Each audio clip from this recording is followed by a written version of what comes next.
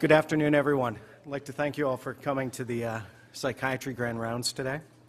Today we'll be hearing from Professor Mell, who is a trained social, personality, and health psychologist. He joined the faculty of the psychology department here at U of A in 2004, where he's now a tenured associate professor. He's also an adjunct associate professor in the Department of Communication, an associate investigator at the Arizona Cancer Center, and an affiliate faculty at the Evelyn McKnight Brain Institute. Over the last decade, Dr. Mell has developed the electronically activated recorder, or EAR, as a novel methodology for unobtrusive naturalistic observation of daily life. He has repeatedly written about and given workshops on novel real-world assessment methods, and most recently edited the Handbook of Research Methods for Studying Daily Life. His research has been published in multiple high-impact journals, including Science, Psychological Science, the Annual Review of Psychology, Psychological Assessment, Journal of Personality and Social Psychology, and Health Psychology. It has been funded by various groups at the National Institute of Mental Health, the American Cancer Society, and the John Templeton Foundation. Dr. Mell is currently Vice President of the Society for Ambulatory Assessment and serves on the board of the Association of Research and Personality. And in 2011, the Association for Psychological Science identified him as a rising star in the field. Today we'll be hearing about his work on psychological analysis on daily conversations in breast cancer patients and their partners. Thank you, Dr. Mell.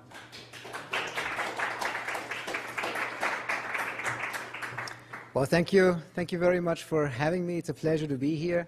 I believe I remember I was here, it was probably 3 years ago, and gave a Psychiatry Grand Rounds talk, and I compared the two sets of slides, and I was happy to see that there was actually literally no other overlap than the background color of the slides. So it is, science is, or at least the research we're doing is moving slowly forwards, and I have new material to present.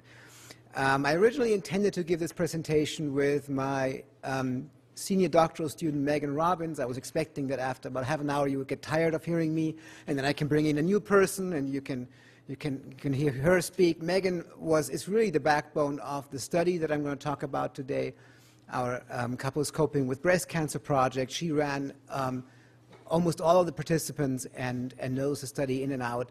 However, it so happens that she has to turn in her dissertation in 2 days, and so she decided that it would be better for her, or we decided that it would be better for her mental health to work on the dissertation.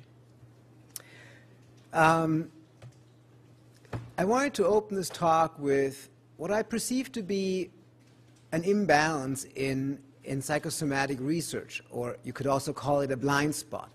And it's really something that I gradually realized. It took me a while to see it in that clarity, but I think it's an important imbalance or an important blind spot.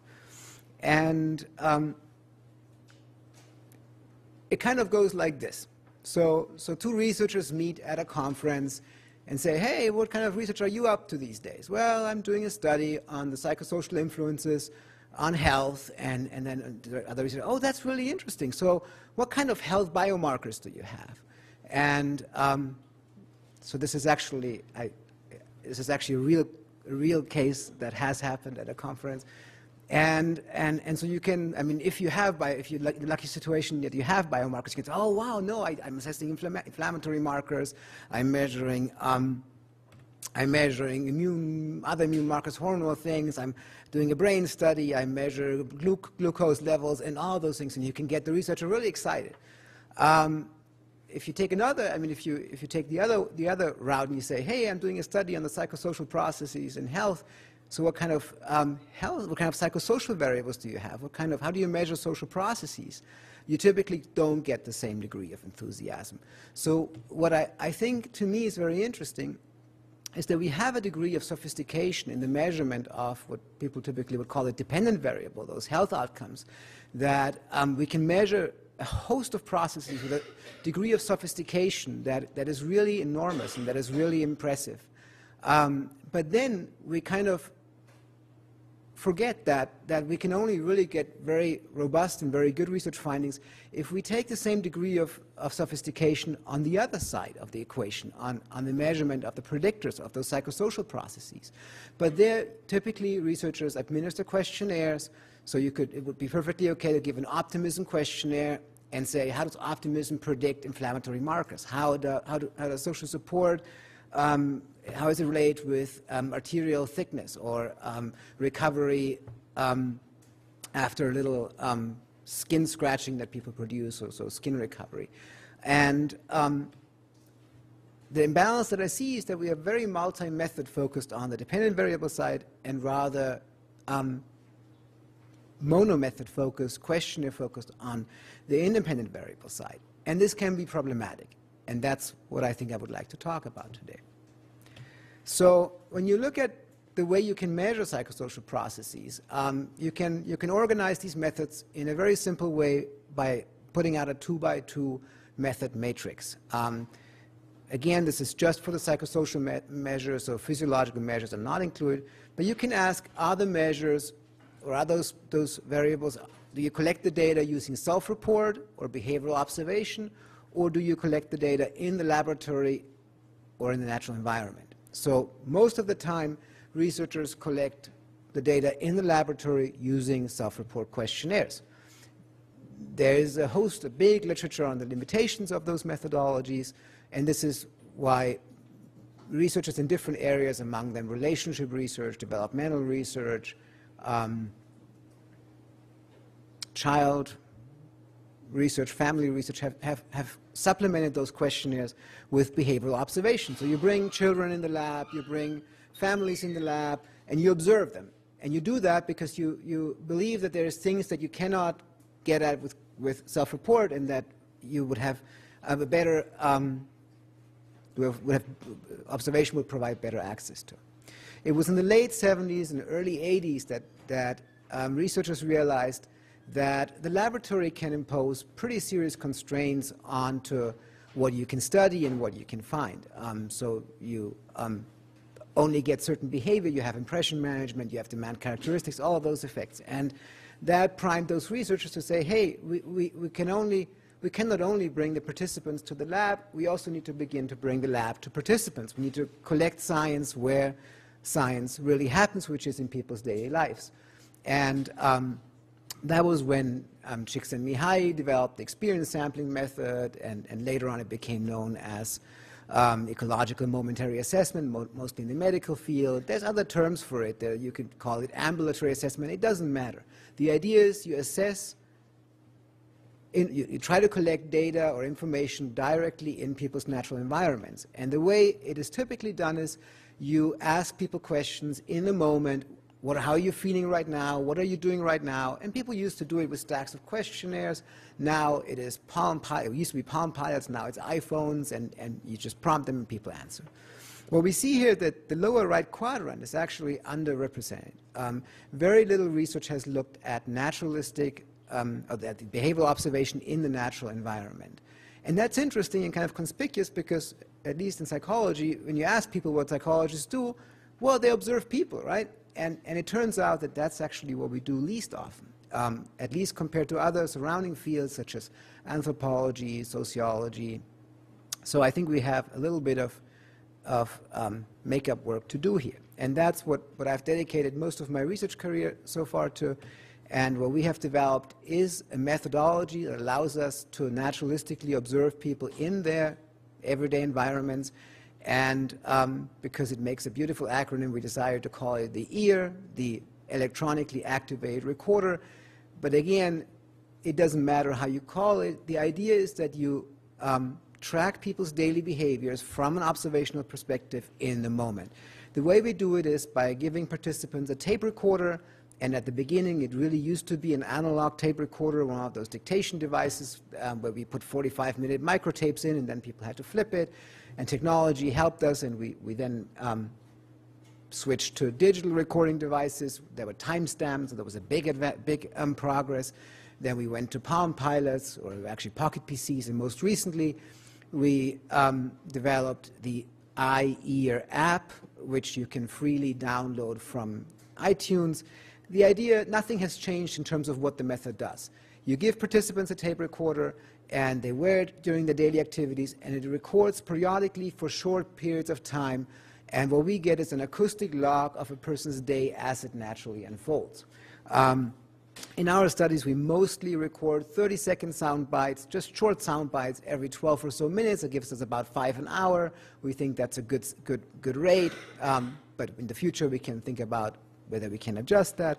And that way we get about 70 to 90 sound bites. And to show you, or I could tell you, man, there's a lot of psychological information in there, but I think a better way to convey that to you is by showing you, in fact, what you hear in those sound files. So this is one sound file that I brought from my dissertation study in Austin, Texas.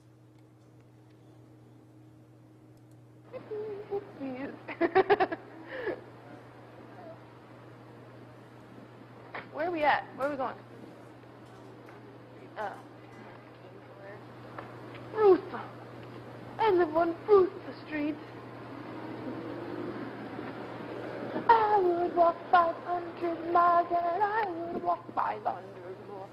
So what you see on this little clip, which is actually less than 30 seconds, you see there's a lot of information in this. So we already know the person is outside. You hear cars passing by. You hear the person is not alone. There's somebody else there. If you have the privileged insider knowledge of somebody who has lived in Austin, it's right next to a beautiful coffee shop where students are, but you don't really need to know that. But mostly the person is singing, and if I asked you right now, I think we would get a pretty good consensus that the person is in a good mood. So all of that is psychologically relevant information. But then you can ask, well, yeah, this is kind of the innocuous part of daily life. How about the real juicy things? I mean, do you get arguments, for example? Do you get the hot emotional stuff that happens?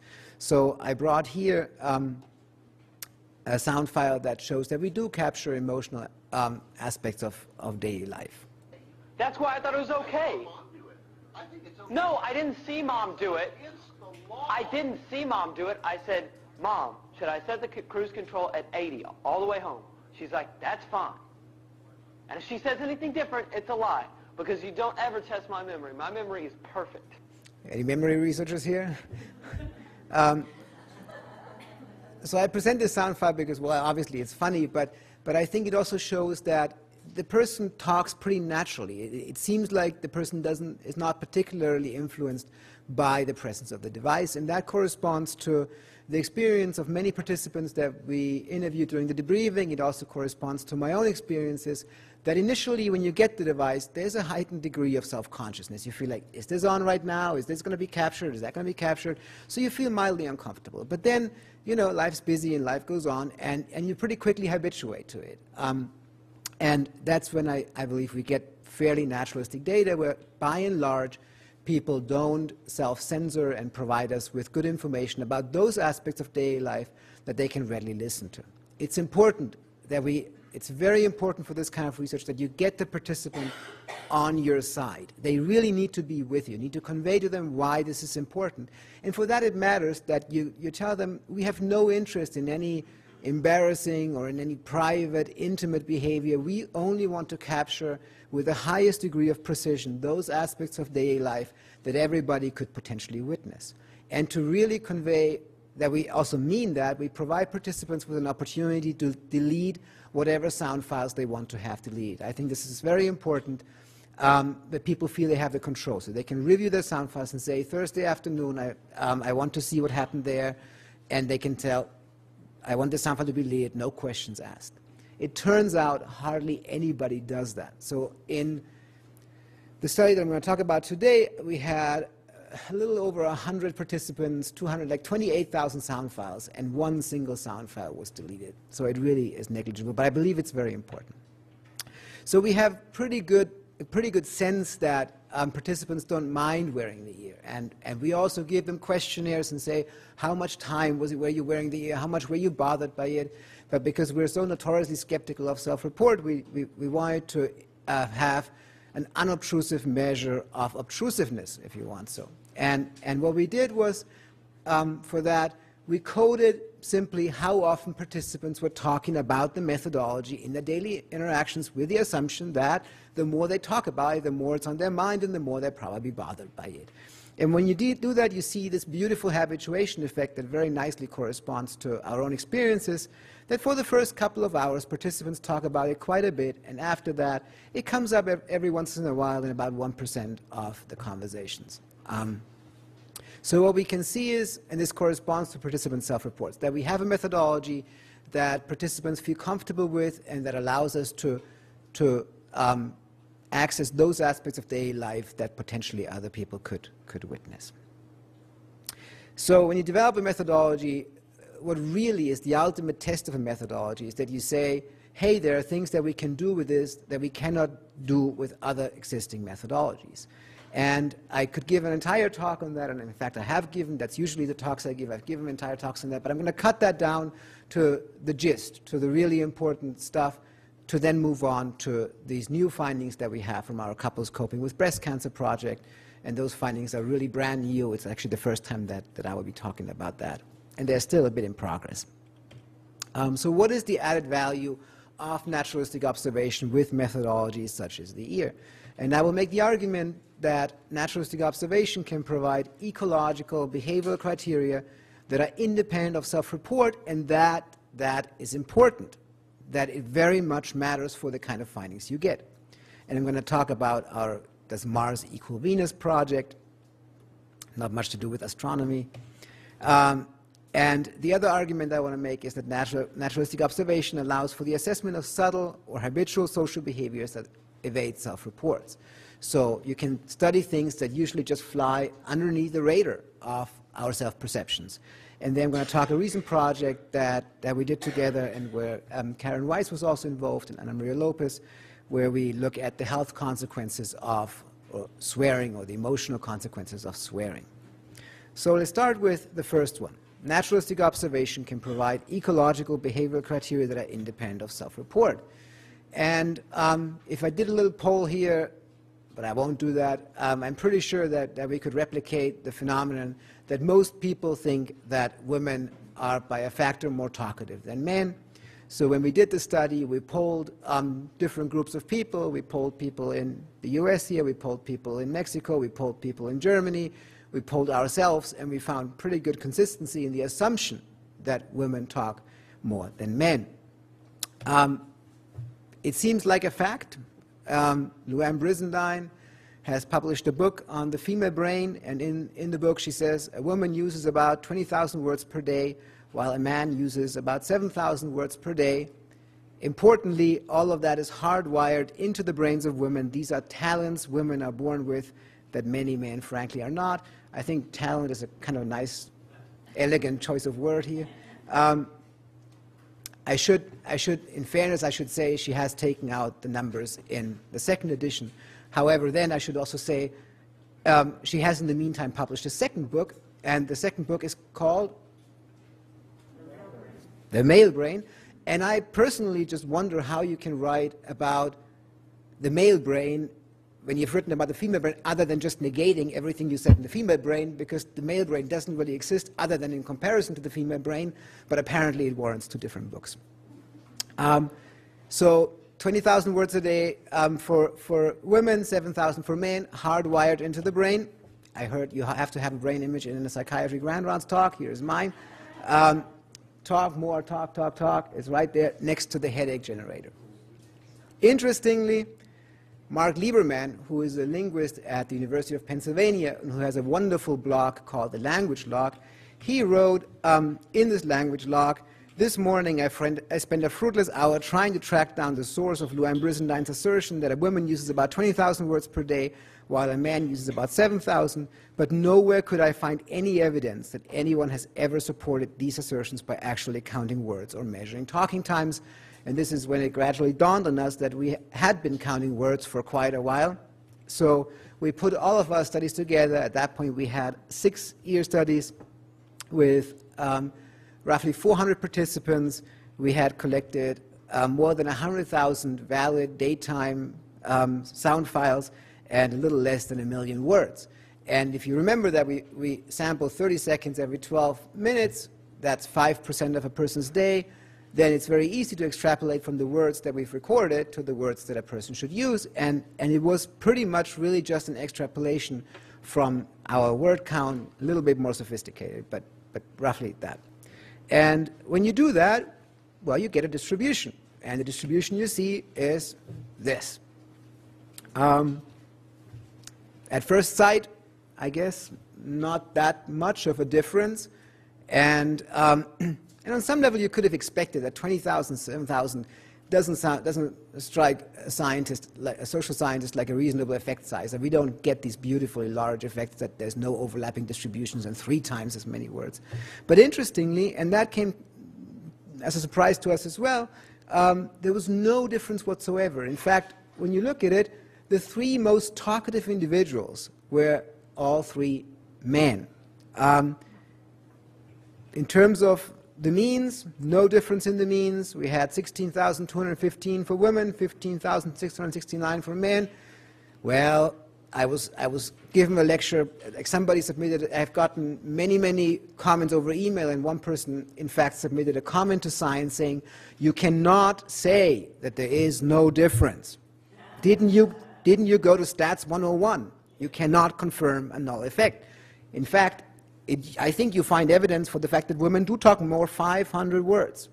So we wrote a response to that, which was a nice opportunity to talk about power and effect sizes and things like that, but I didn't publish it. So yeah, we find that an average advantage for women with 500 words, which is trivial, absolutely trivial on the background of the between-person variability. So that's why we have effect size measure, Cohen's d, 0.07. What I really like about the study, you don't need significance testing. I mean, we did it anyway, and it was like 0.25. So, but what really fascinates me, and I'm also a personality researcher, so 500 words between gender difference.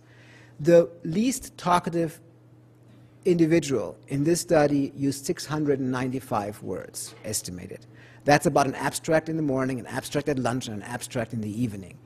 The most talkative individual, so 695, the most talkative individual, 47,000 words. That's what I call a difference. That's what an effect is, right? And 500 words compared to that is truly nothing. Again, I think these are interesting numbers, but you probably find it also interesting to get a sound sample of our most talkative individual. So here, without further ado, our most talkative male in the sample. They did it to make a man, I think. Anyways, but that's just the kind of stuff that they do. I mean, her mom. It's like they're really nice. Like some days they're like super nice and all loving and stuff, and then other days it's like, don't even go in that house. But anyways, so she didn't get to go, and she was really upset because she'd always wanted to go there. So I was planning on surprising her, and I made up a lie saying we were going somewhere else, and I was going to take her there, and then we got back. And this is how it goes, sound file after sound file after sound file. Our poor transcribers. For reasons that I don't fully understand, the study evoked a lot of responses. So here, one person left an answering machine on my office phone, and I still have it on there, that said, this is the most disgusting, despicable research ever. I will call the university administration and make sure you don't get tenure. I am happy to say I'm beyond that, and I'm relieved. So here are a couple of responses from the Yahoo blog. What a bogus study. Not only do women talk more than men, they use 10 times as many words to get a point across. The second, slightly discouraging for scientists. Not buying it. You're never going to convince me that men talk as much as women on a daily basis. Whatever method they used for coming up with these results, at best they're flawed. This is horrible news. I hope that my wife doesn't read this because I'll never hear the last of it. I think that may get us a little closer to where those perceptions come from. And this is my absolute favorite. I want to recount. So what is interesting about the study is when you administer self-reports, and the Big Five inventory, a personality questionnaire, has the item, I consider myself to be a talkative person. You very nicely, very reliably get a difference that favors women. Women report being more talkative than men. So even women themselves self-report that women are more talkative than men. And in the absence of any behavioral evidence, if our data holds in future studies. So I find this very interesting because you have a double dissociation between the behavior and the self-perception that would be interesting to scientifically explore where it comes from, but at the very least matters for the kind of variables we study. Sociability is something that researchers in the health world have extensively looked at. And I should tell you that in a different study, we did a cross-cultural study in Monterrey, Mexico, and in the US, and you find very robustly that Americans report being more extroverted, more sociable, and more talkative than Mexicans. Yes, Americans report being more extroverted, sociable, and talkative than Mexicans. We replicated that in our study, but we found that in terms of the amount of time spent in extroverted, sociable, and talkative behaviors, Mexicans outweigh or outperform Americans. In fact, Americans reported being significantly more talkative, whereas Mexicans talked 9% more of the time. So again, the method will have an effect on the kind of findings you get. And it's interesting why, but we can't get into that now, but that I think we have established. So in addition to one needing an independent criteria that's independent of self-report, naturalistic observation also can get you those subtle aspects of social life that pass by in our lives without us hardly noticing them, at least not consciously. So there I will talk about a project that got recently published in House Psychology that we did in collaboration with Karen and several other people. And again, it was spearheaded by Megan Robbins and another doctoral student in my lab. It's pretty uncontroversial to say that swearing is a ubiquitous behavior. Apparently the Arizona legislature even wants to get it out of the classroom, but that's a different story. So it is everywhere, apparently even in the classroom. And it's probably not far-fetched to say that it may play a role in the coping process. But when you look at the literature, very few studies have looked at swearing in the context of coping. And most recently, there was one study that got a lot of media attention by Stevens, and it's a fascinating study. They looked at swearing and coping with pain. And they asked participants to put their hands in ice water and leave it in there until they can't stand it anymore, the cold pressure task. And so participants had to do that twice, once in the control condition without doing anything special, and once reciting a number of swear words. And what they found was that when participants were swearing, they were able to put their hand in ice water for about a minute longer. So swearing supposedly helps with coping with arthritis, and there may even be physiological pathways. It activates this fight-flight response and therefore creates a heightened pain threshold. So it's really fascinating. That's just about the only study that we found out there. But then we're social psychologists, so we wondered, well, in addition to these intrapersonal consequences, are there interpersonal consequences to swearing? And what are the consequences of these interpersonal consequences?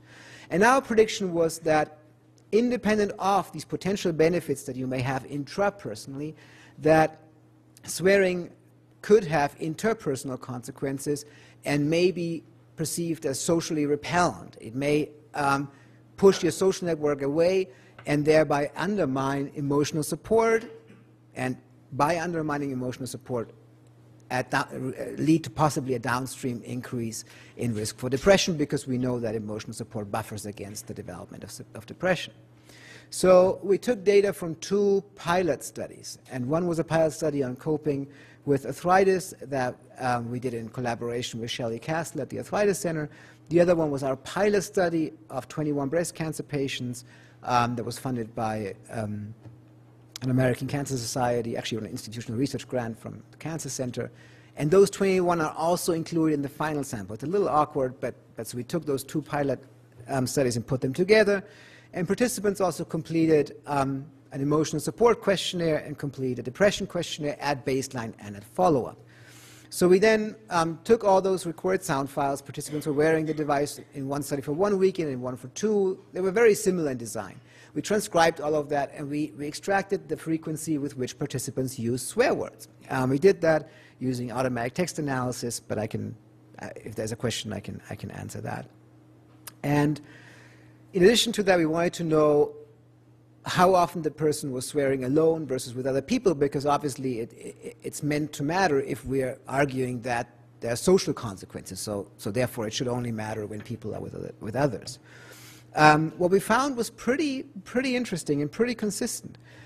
So we found that swearing correlated negatively with changes in emotional support. So the more participants were swearing, the less they reported having emotional support. At the same time, the more participants were swearing, the more they were on an upward trajectory to depression, the more they changed positively over time in the number of depressive symptoms. And this held controlling for different markers of disease severity, because of course people who are doing worse may swear more because they're doing worse, and so we wanted to control for that. The question, of course, is, so what happens when people swear in the presence of others versus alone? And we found that all of the effects were due only exclusively to swearing in the presence of others. Swearing alone was unrelated to changes in emotional support and changes in depression, and then you can do mediational analysis to get one step closer to a possible causality. And what we found was that swearing in the presence of others predicted changes in depression, and that was mediated by the changes in emotional support. So we conclude that swearing can undermine social support at the downstream expense of psychological adjustment. We mostly conclude, however, that we need more research. That we need more research on behavior that is apparently really important. And how can you do more research? You cannot give people a questionnaire and say, how much do you swear? So you need to kind of revert to behavioral observation. And so this is one argument, I think, that we need these other novel methodologies to study interesting effects that may not be captured by self-report. So to summarize, I think the value of the year for psychosocial health research lies in the fact that overall, wearing the ear is a pretty low burden for participants. They don't really have to do anything. They don't have to complete any questionnaires, and we find good tolerance. There is this aspect of self-awareness, but participants tolerate it pretty well. The measures we get are highly ecologically valid. That's the amount of words that people use on in a certain day, or the amount of swear words a person uses, or the time participants spend engaged in conversations with their partners. All very clear measures. You can focus on daily social behavior that tends to go under the radar of social perceptions. And the last, also relevant for people who are closer to practice, I believe that these concrete real-world measures more readily lend themselves to translation of research into practice. So if we find an effect on how much people talk about cancer or how often they talk about cancer to their partners, that's something you can tell people. You don't have to come up with a scientific definition of a construct. It's very clear. Everybody understands it. So for the rest of the talk, I'm going to present findings from a study that we ran over the last 5 years, I believe. It's an extensive study. It's a really large-scale study that received generous support from the American Cancer Society, from the Cancer Center, and from the National Cancer Institute. And it's a study that I did in collaboration with Karen Weiss, who's Director of Psychosocial Oncology and here in Psychiatry, and with Ana Maria Lopez as the medical oncologist on the team from the Cancer Center. And again, Megan Robbins being the one who did, in fact, all the work, and so she went out, she spent most of her time at the Cancer Center and drove out to participants, so most of the credit really goes to her. This quote is taken from a meta-analysis that was published in 2008 about couples coping with cancer, and I think it really caught my attention. And there, Hagedorn and others argue that one fundamental key question that emerges is just how much cancer intrudes upon and organizes the lives of couples confronted with a disease. Direct sampling of their interactions and daily experiences could prove illuminating in this regard. So when you look at the effects of couple interaction, people typically bring participants in the lab. And this is a valuable strategy, but you can imagine that participants readily can talk about cancer if they are asked to. But do they naturally do that? How often do they naturally talk about cancer? So we can look at that. So from a theoretical perspective, I think when we do research on couples coping with cancer, we really need to adopt a systemic perspective. So we have the patient. Everybody knows that. But medical diagnosis and medical treatments don't happen in social isolation. So really what's happening is that the entire system is affected. So we have the patient and the partner who are affected. I'm not saying in the same ways, but are both being affected. And researchers call that dyadic, relationship-focused coping. And we focus on the verbally mediated part. But then that's really not all. In fact, both of them are embedded in larger social networks. So they talk to their family and their friends. And I guess you could call that larger communal coping. And the EAR methodology gives us an opportunity to track all of these interactions pretty efficiently with one device at the same time.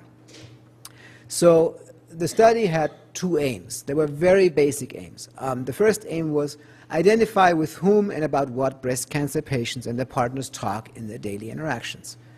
You may notice this is not testing a sophisticated theory. It's very basic. How often do they talk about cancer?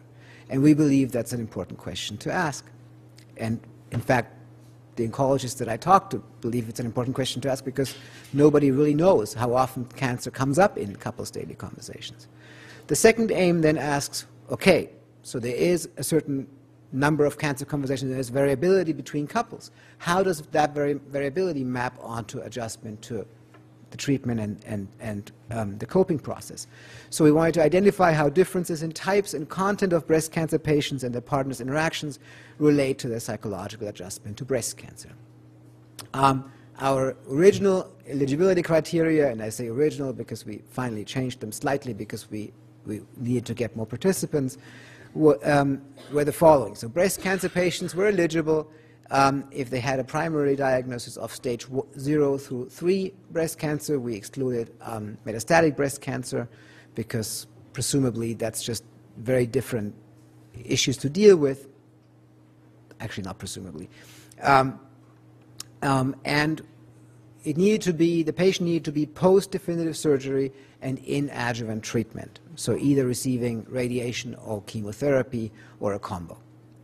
And couples, so we had eligibility criteria for patients and for couples. So couples were eligible if they were currently living together and both partners were speaking English in their daily conversations. We're not biased. We like other languages as much as we like English, but we needed to transcribe and code them, so it was really mostly practical concerns.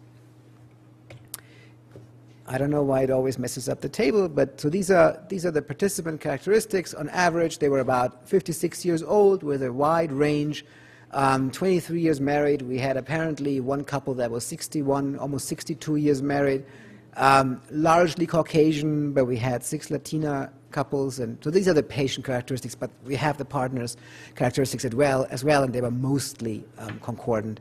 2 African-American couples. In terms of the educational background, fairly evenly spread, and in terms of the stages, we had stage 0, we had most of the participants with stage 1, 2, and 3, and that's where we opened up. We finally did include 4 patients with metastatic breast cancer.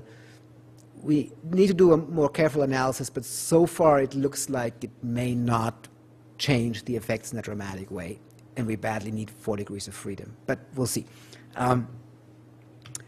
Procedures, participants had definitive surgery. They met with a medical oncologist. That's when we contacted them. That's when Megan went to them, gave them a brochure, called them up down the road, or called them when they were back home, and got the consent from the partner and signed them up to the study. Participants then were in the study for 8 weeks, and there were 3 sessions. At session 1, usually on a Friday, and often coinciding with a meeting at the cancer center, they got a package of questionnaires which included demographic questionnaires, medical questionnaires, psychosocial adjustment questionnaires, and that's when we gave them the EAR device. We activated it, so would you mind wearing that until the end of the weekend, until Sunday night. After that, so session 2 was usually scheduled for either Monday or early after the weekend. We picked up the device. We got the sound files, and they completed a couple more questionnaires about compliance with the EAR and how much they were bothered. And then 2 months later, we had the follow-up session where we administered the same sets of questions that we administered at time 1. So we had the behavioral variables predicting time 2 or changes from time 1 to time 2 in those variables. Let's start with the first aim. So here we really want to know how much people talk, how much the couples talked about cancer versus about other topics. And So this is what we found, and to orient you, and I should emphasize, so these results are about 2 days old. I hope this is the final word spoken. There may be a couple of changes, but I wanted to present you the latest science. And so these are patients. So patients, they talked on average in about 48% of the sound files. It seems like we had really talkative couples here. Usually we see that our social life is constrained to about a third of our time. We spend a third of the time talking, 2/3 more in silence. Here they talk a lot, but it was also couples, older couples, over the weekend, so maybe that explains it. About 3/4 of the conversations that we captured were with a spouse, and about a third with family and friends. It doesn't have to add up to 100% because both can be present. And then the important part, how much did they talk about cancer? So we captured, and let me add, we captured only 3.4% cancer conversations with a spouse for the patient, and the same amount, about 3% cancer conversations with the family. So this is 3% of the sound file. So if you divide that by roughly 2, you get to like 5 to 6% of conversations were about cancer for the patient. Pretty evenly. So what we can say is that patients talk about cancer about 5–6% of the time, and they bring the topic comes up about equally frequently with the spouse versus with friends and family. These are the data for the spouses. Again, a little bit less than half of the time talking. Again, about 3/4 of the time talking to the patient, and the rest to friends and family. And what we see is that spouses have about half the rate of talking about cancer. So that's probably consistent with what people would expect, that there is less conversations. What I find interesting is that indeed you have a pretty even cancer talk, evenly distributed cancer talk for patients, and you have cancer talk almost exclusively with a spouse with a patient for the spouse. So patients talk to friends and family and spouses. Spouses almost, trying to be the support provider almost exclusively to the patients. This will become interesting when we later on look at the consequences, because we will later find that spouses talking about cancer to friends and family actually seems to map onto adjustment. What are the couple's cancer conversations about? So we have 5 or 6% of the conversations versus 2 or 3, but that's anything where cancer was in any way talked about. So this is not an existential conversation. This is not an emotional disclosure. This is everything. Whenever we could identify that this conversation was cancer relevant. We then devised a coding system where we split cancer talk into emotional disclosure, into supportive interactions where it was support given, and into what we call informational conversations. This is a substantive conversation about something related to cancer, but it's not emotional disclosure, and it's not support. And in practical conversations. Practical conversations is very easy. So when is your next appointment? Have you taken your medicine? All of those. So here are a couple of examples. I didn't bring the sound file, so I need to read that. Emotional disclosure, the patient says, there's definitely some crappy side effects, sorry for the swear word, and be careful, patient, that may backfire. There's definitely some crappy side effects, but if it means I will be done with this and hopefully it won't come back, I'm fine, So that's a typical core, textbook example of emotional disclosure. Supportive interactions, I think your hair looks cute, dearest. I noticed that it's changed, of course, but we'll go through and get past that. Don't worry about it. And if not, we'll live with it the way it is. Not a big deal. Obviously, not everything is that clear, but we do find those prototypes of social support. Informational conversation, again, talks about cancer, but they're not supportive, not meant to be primarily supportive, and not meant to be emotional disclosure. So the patient says, this person dies at 80 after a battle with breast cancer. That's not that old. Or the spouse says, they said she was at the cancer center, University of Arizona Cancer Center. She'd gone online and checked her out, so we knew she had a fellowship at a certain university. And finally, practical conversations. The patient says, because tomorrow I see the doctor, yes, the radiology doctor, and then the next day we go and have to talk about this stuff. So, I mean, this is natural language, so you have a lot of disfluencies and things like that in there. So what are couples cancer conversations then about? These are for the patients. We had about 6% cancer conversations, and here's, well, I actually did bring one sound file as an example of emotional disclosure. So if I have the time, wait, is it 5 that I need to be done? 5? Yeah, I think it's okay. So here's an example of emotional disclosure. Get it cleaned up. Because I'm going to get well one of these days real soon, and I'm going to drive my car again. Go back to work. So she says that she will go back to work. She reports hope and optimism. And here's support. No, you don't do Nice. hard manual work anymore. Not much, but oh yeah, you clean house. Clean house like a mad bandit. Especially since I've been sick. That's a very nice compliment that she's making to the husband about contributing to the housework. Spouse, about 2.5% cancer talk. And again, what we see, so what me as a scientist actually is really interesting, those numbers, we need to interpret them. And there is no prior research. So is this high, is this low? It's very difficult, but I find it interesting.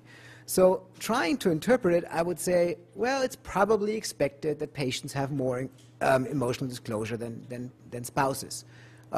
There's just more to disclose, I guess. I'm a little bit struck by the difference. There's so little emotional disclosure for spouses, but that was probably expected. What I didn't quite expect is that, I mean, you would expect that the patient maybe has more emotional disclosure, the spouse has more support. Well, it turns out that in addition to having more disclosure, the patients also have, let me add, the burden of, I mean, they feel like they also provide more social support.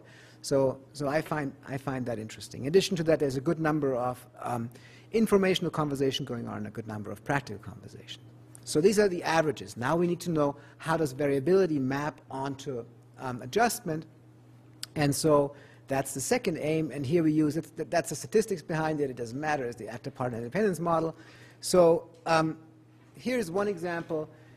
Cancer talk conversations within the couple. So we have the patient talking about cancer to the spouse talking about cancer to the patient, and we have depression, not changes in depression in this case, but just time 1 depression as the outcome, where we see the more patients and spouses talk about cancer, the more depressed the other person is. So it doesn't seem to influence their own depression, but it seems to kind of rub off at the partner's depression.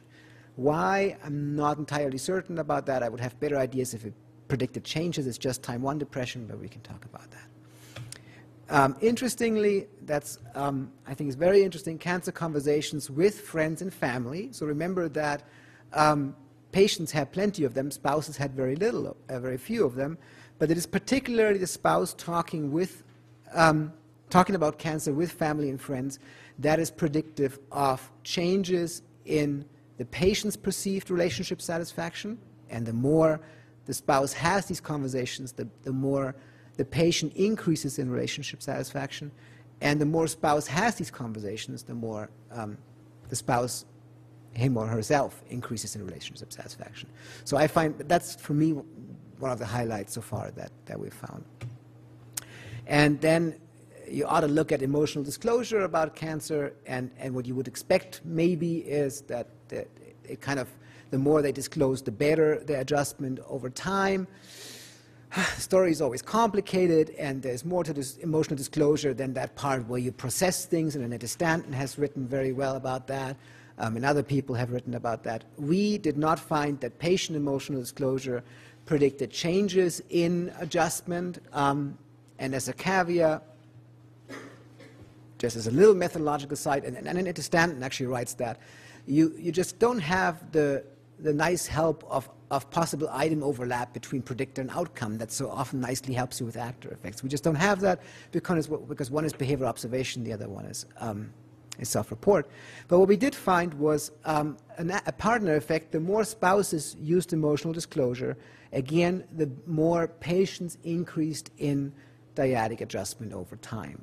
And so that kind of speaks to this communal coping and to the value for spouses also to open up, to provide support, and to disclose. This is what we have so far. So to summarize, naturalistic observation enriches coping research because it can focus on automatic behaviors. It doesn't suffer the problem of shared method variance between the independent variable and the predictor, and that's probably a little too methodological for this talk, but I think it's important. It produces ecologically valid findings that generalize to people's lives, and it focuses on concrete real-world behaviors. On the content side, we have found that cancer comes up in less than 10% of couples' conversations, so that makes 90% of the conversations not cancer relevant, which to me speaks a little bit about the normalcy behind those extraordinary times. And patients talk about twice as much about cancer compared to spouses. Patients equally disclose or talk about cancer to spouses and families, spouses predominantly to patients. Patients have surprisingly many support interactions, I believe, and spouse cancer talk, spouses bringing up cancer with their friends and family seems to have positive consequences for both members of the couple, at least with respect to adjustment. The big picture of that, we can skip over that pretty quickly. I'm interested in personality, social environments, and health, how social environments influence health, and how people select themselves differentially into social environments. And we have a number of projects going on that would fit in there. One is a study with Dr. Bootson and Dr. Sabara on adjustment to divorce, and 2 studies with Dr. Rezon, one where we try to change people's social environment sustainably in a way that would hopefully be conducive to better health. That's a compassion meditation study. And then the study they were about to study on inflammation and its effect on social behavior, or you could call it the psychoimmunology of personality. So these are the projects, but behind that, I think, to me, is just an interest in the everyday, mundane life that people live. And we have a way in our Sounds of Social Life project to provide almost an archive of daily life as it's naturally lived. So with that, I want to finish and thank, first and foremost, the participants that so readily shared their sound files with us, this incredible team of research assistants that over the years has coded and transcribed all those sound files, numerous people, mentors, colleagues, friends that have helped with that, and the different agencies that have provided funding. Thank you very much.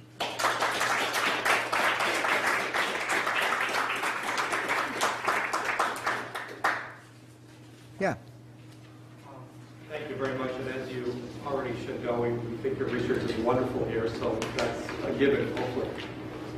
2 questions I had was, one in the last study, in the breast cancer patient study about gender difference, of course. If you look at breast cancer patients and male spouses, I'm sure you've thought a lot about this, and where, you know, you found that in general study that women and men have the same amount of words that they're talking roughly over the day, but emotional disclosure is a whole different thing in terms of what those words are saying.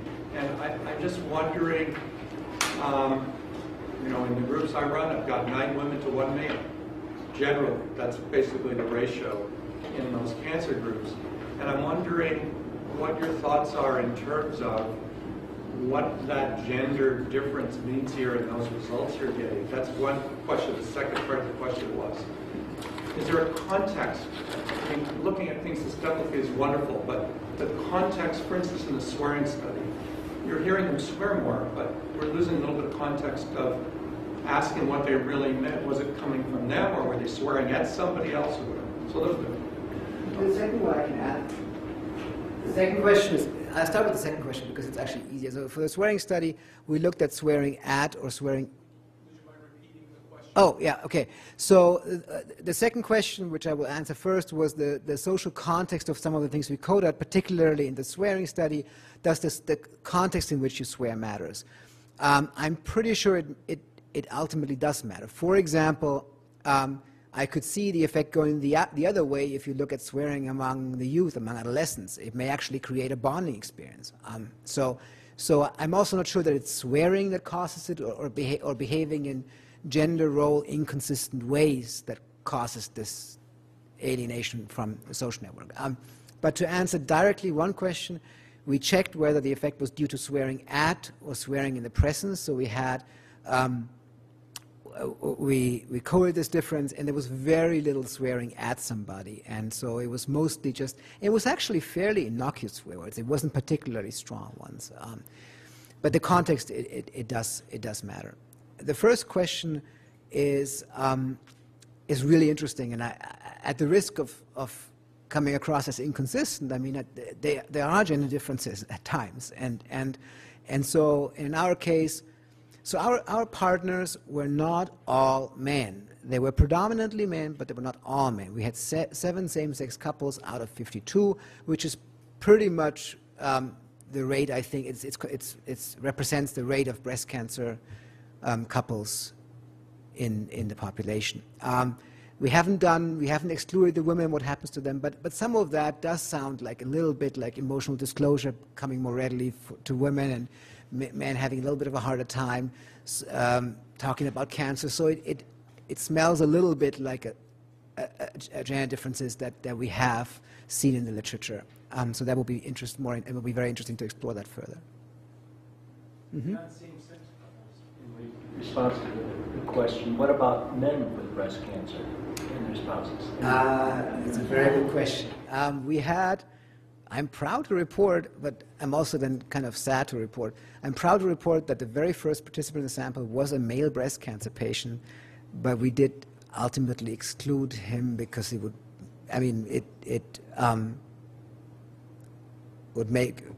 introduce too much heterogeneity, I think, in the sample. But now that I say that, I wonder whether we actually, since given that we have same-sex partners, and I mean, we may as well just also add him again. So we only have one, but the prevalence of, what's the prevalence of breast cancer in men? 2%. Sorry? 2% of the cases, okay. But we did have one. Mm-hmm. Thank you for your discussion of methodology and your apparatus in terms of your data collection and so forth.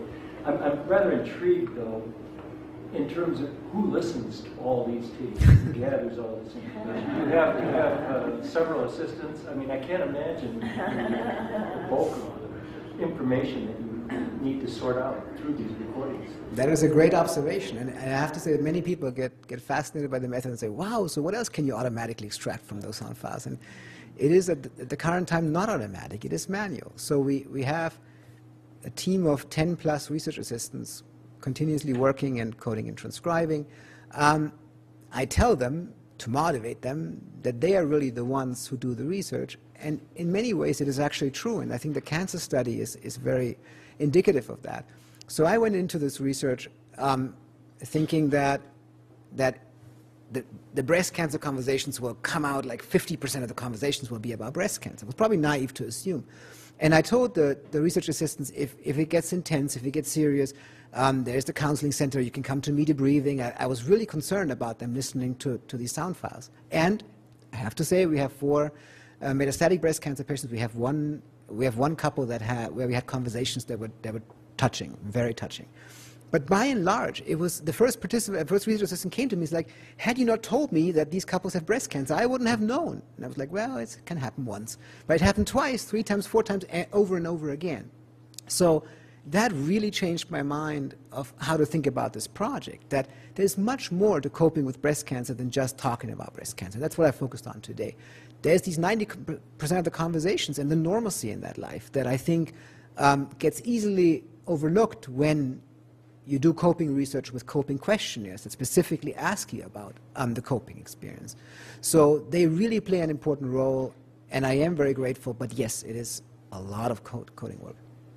Mm-hmm. Would you say the results would at least suggest that we could encourage men to be more engaged in talking about what they're going through or their situation in order to help these couples? Give me a few more weeks that we do all the double checking of the numbers and dissertation is turned in and there's no error and nothing in there because that was kind of crammed last minute. But I'm mostly excited about it, and particularly about this discrepancy of it happening so little. And then, but it seems to matter. We couldn't. There's a lot of frustration also going on in this study. We couldn't predict changes in depression. Hardly ever. I mean, 25% were on antidepressants, so maybe, but we couldn't predict changes in physical symptoms. Mostly the effects really seem to happen on relationship satisfaction. So we didn't find many effects that we really thought would be there, and it's kind of surprising. But that one, I think, to me, makes a lot of sense. Mark and I are happy to hear that because we have a group for men, for spouses, and the men who come really seem to be very appreciative of it. So this would help us to encourage more.